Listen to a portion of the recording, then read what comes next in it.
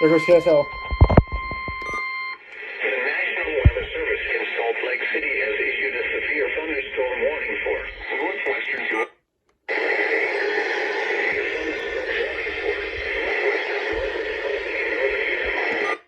Daylight time.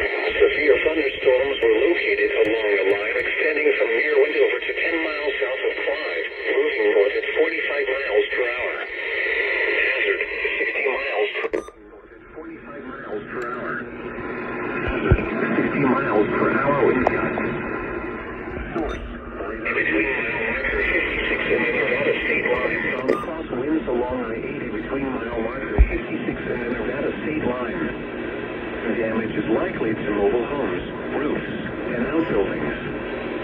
Blowing gusts in include Wendover, Utah Test and Training Range South, Mills, Clive, Utah Test and Training Range North, and Bonneville Salt Flats. This includes Interstate 80 in Utah between mile markers 1 and 56. For your protection, move to an interior room on the lowest floor of a building. Repeating, a severe thunderstorm warning has been issued